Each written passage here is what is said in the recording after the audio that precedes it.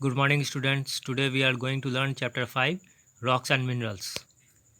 जैसा कि पिछले क्लास में हम लोग पढ़े थे सेडिमेंट्री रॉक्स क्या हैं, उनका निर्माण कैसे होता है, फिर एग्जांपल्स ऑफ सेडिमेंट्री रॉक्स कौन कौन हैं, मेटामॉर्फिक रॉक्स क्या हैं, उनका निर्माण कैसे होता है, एग्जांपल्स ऑफ मेटामॉर्फिक रॉक्स कौन कौन हैं। आज हम लोग पढ़ने जा रहे हैं मिनरल्स क्या हैं, कैसे उनका निर्माण होता है और चट्टान और खनिज का कैसे उपयोग किया जाता है, कहाँ कहाँ उपयोग किया जाता है। फिर हम लोग पढ़ेंगे फॉसिल्स फ्यूल क्या है, कोल एंड पेट्रोलियम कैसे बने, उनका निर्माण कैसे हुआ, उनका यूज क्या होता है। फिर need to conserve fossil fuels. पहले मिनरल्स को हम लोग विस्तार से समझते हैं। Minerals are the building blocks of all the rocks, sands and soil. They are found on earth's surface as well as deep underground. Minerals are inorganic substances, meaning that they do not come from an animal or a plant. They are identified by their hardness, color, density and the way they reflect light.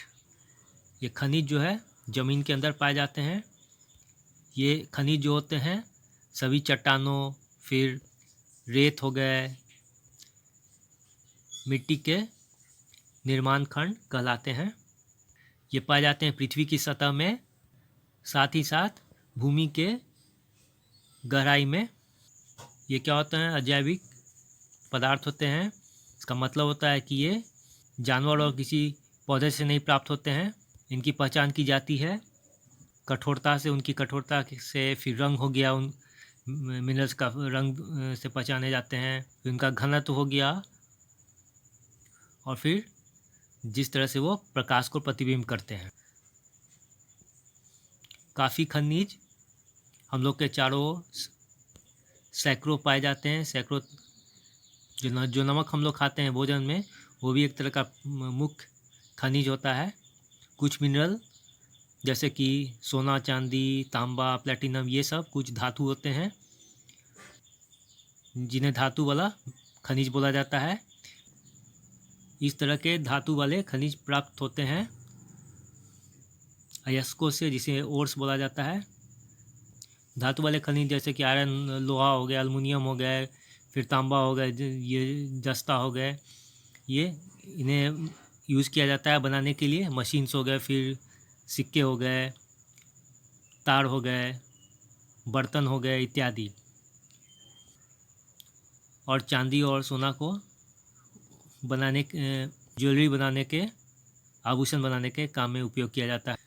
कुछ और भी होते हैं खनिज जैसे कि carbon, calcite, mica, quartz, sulphur, talc, phosphorus. ये सब क्या होते हैं, धातु वाले खनिज नहीं होते हैं। इनका उपयोग किया जाता है औद्योगिक क्षेत्र में। अब हम लोग समझते हैं कि चट्टान और खनिज का उपयोग कहाँ का किया जाता है।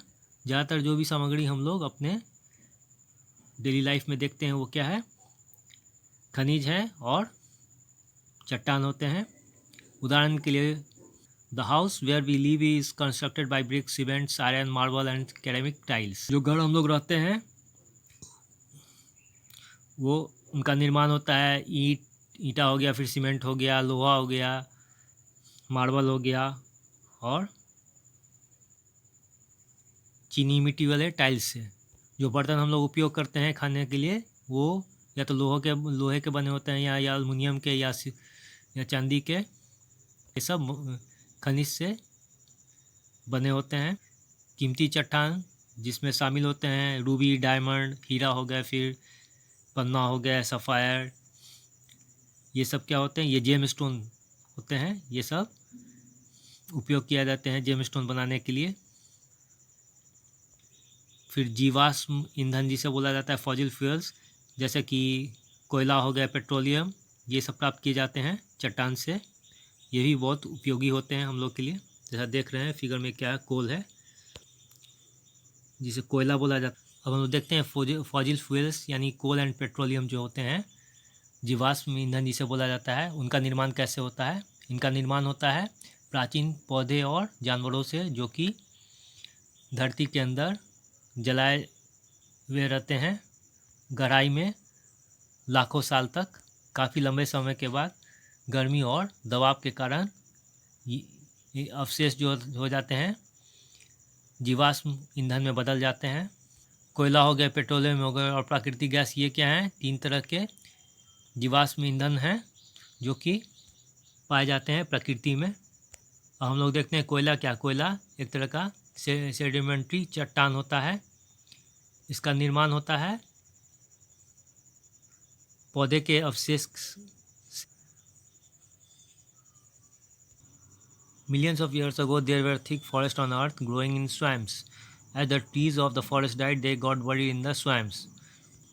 लाखों साल पहले काफ़ी घने जंगल होते थे पृथ्वी पर, जो कि दलदल में बड़े होते थे। जैसे ही ये जंगल के पेड़ धीरे धीरे समाप्त हो गए, ये जलाए गए दलदल में। फिर गर्मी और दबाव के कारण वे कोयला में बदल गए। हम लोग देखते हैं पेट्रोलियम जो हम लोग यूज़ करते हैं, उनका निर्माण कैसे हुआ था। When plants and animals living in the sea died, their bodies sank to the bottom. More and more sediments collected on the top. The plants and animals were squeezed and slowly changed into petroleum over millions of years. Like coal, petroleum also contains stored energy of the sun millions of years ago. जब बहुत सारे पौधे और जानवर जो कि समुद्र में रहते थे मर गए, तो उनके शरीर जो हैं डूबने लगे सबसे नीचे। फिर बहुत सारे सेडिमेंट्स जो थे वो क्या हो जमा हो गए ऊपर में। फिर पौधे और जानवर निचोड़ लिए गए और धीरे धीरे वो बदल दिए गए पेट्रोलियम में लाखों साल पहले। जैसा कि कोयले की तरह पेट्रोलियम भी जमा करके रखता है ऊर्जा को सूरज की लाखों साल पहले। Petroleum is used as a fuel. इसे ईंधन के रूप में प्रयोग किया जाता है। इसका उपयोग और भी होता है, केमिकल्स बनाने में हो गया, कॉस्मेटिक हो गया, फर्टिलाइजर्स हो गए, प्लास्टिक और बहुत सारे उपयोगी प्रोडक्ट।